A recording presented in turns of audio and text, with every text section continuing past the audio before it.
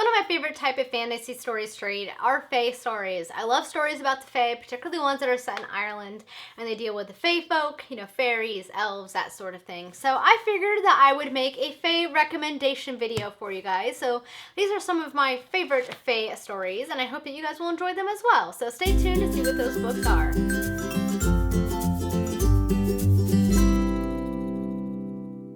Hello everyone, it is Samantha and I hope you guys have had a great day so far. So today's video is all about the fae folk. So Fae stories are one of my favorite types of fantasy stories to read. I love stories concerning fae, dwarves and elves and creatures that live in a world that is connected to ours but not, kind of like a parallel universe. And I don't know, I just find those stories very nice. I find them to be whimsical and fun, and I have several favorites and I thought that I would share them with you guys today. So let us get started. So a lot of these books in this list are actually going to be by Juliet Marillier. Marillier is actually one of my favorite authors, and she actually has a lot of books that feature fae folk. They're separate series, but they are all definitely good in their own right. So we're going to start with Marillier first, and the first one I have to mention to you guys is Heartsblood by Juliet Marillier. This one is a standalone novel, and it's a Beauty and the Beast retelling, but it features fae folk. So instead of just these people being turned into objects, it features fae folk, as well as a curse and other Beauty and the Beast-esque things.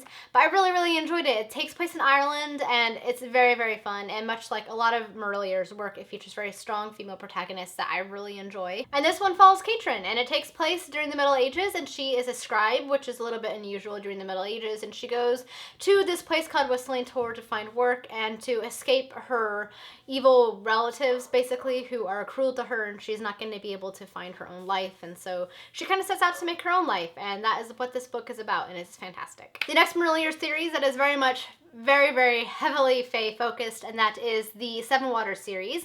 It is a series of books that starts with Daughter of the Forest and actually features one fairy story in particular. It's about a sister whose brothers have been turned into swans, and in order to break the curse, she has to weave these shirts of nettles and place them over their heads in order to turn them back into human shape in time. And she cannot say one word while she does this task.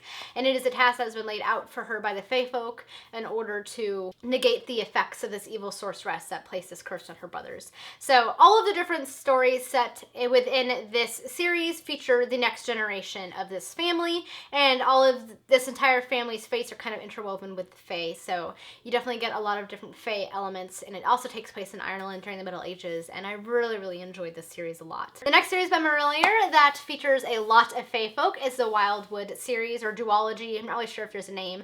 First book is Wildwood Dancing, and the second book is Sibyll's Secret. The story takes place in the 16th century Transylvania, and it follows a group of sisters who are being raised by their father, who is a merchant. These sisters have a secret. They're able to travel to the land of the Fae at certain times of the month, and they spend the whole time dancing. It's based on the fairy tale 12 Dancing Princesses, as well as a couple of other fairy stories that I won't say because it'll give away some pretty important plot points. But it features a lot of fae folk, and it is a lot of fun. You kind of have some Seelie and unseelie court moments. A seelie court is where all the good fairies are. Unseelie is kind of where all the bad fairies are. So they kind of talk about that a little bit in this series, and that's a lot of fun. And then Sibyll's Secret is book 2, and it features another one of the sisters, and she is in Turkey, I believe, and kind of investigating what is going on with this mysterious statue, as well as the fae folk that are involved there. It's kind of like, as one of my friends Tanya on BookTube says, Juliet Marillier does Indiana Jones. It's a lot of fun, and another one that I really recommend. The last trilogy by Marillier that I want to talk about is the Shadowfell trilogy. This takes place in its own land, but it's kind of reminiscent of Ireland. And it follows Naren, and Naren is an interesting character in that she can see the fae folk. Now, everyone in this land can see the fae folk, and it is a power, and it is a magic power in a land where all magic has been outlawed. So she tries to flee towards Shadowfell, this group of rebels reside, because she wants to join them and help kind of bring peace not only to people who have magic, but also to the fae folk, who are also suffering under the evil king that is ruling the land, because he tries to kill all the fae folk that he encounters. So this one is another one that's very heavily focused on the fae folk, and I really enjoyed it. It's a lot of fun. It's a quick read and just very whimsical and beautifully told, as is almost all of Juliet Marillier's works. The next one I want to talk about is the Squires Tales series by Gerald Morris. This is actually an Arthurian legend retelling series. This is actually a series that features Arthurian retellings, but it also features a lot of fae elements, which is actually present in quite a few Arthurian sagas, but this is actually where I first learned about Seelie and Unseelie courts, was through Gerald Morris's books, and where I first discovered that I love Fae stories. So you definitely see a lot of the different Fae characters in the series, and in one of the books you actually travel to the realm of the Seelie court and the Unseelie court, so you get to see kind of how this parallel world operates, and it's a lot of fun. His books are pretty funny. They're middle grade books, but they're definitely some very fun and engaging reads. The next book I want to talk about is Jack of Kin Rowan by Charles Day Lint. Charles Day Lint is an urban fantasy author, so this takes place in Canada in the 80s, I believe, late 80s is when this was written, and it features a lot of Fae folk. It features our main character, Jackie, who one day stumbles across a gnome who was murdered by these mysterious evil beings on motorcycles, and she soon ends up getting entangled within the Fae courts and kind of helping the good fairies against the bad fairies, and it features a bunch of different types of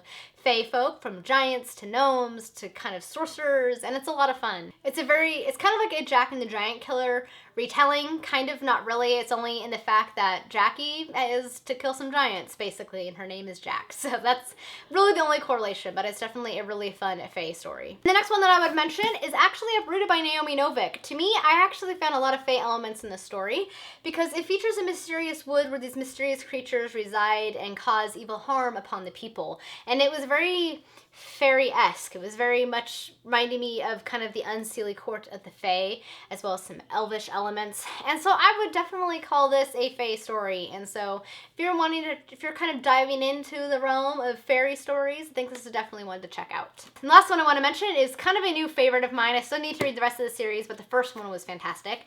And that is Hounded by Kevin Hearn. And this is a urban fantasy story that features Fae.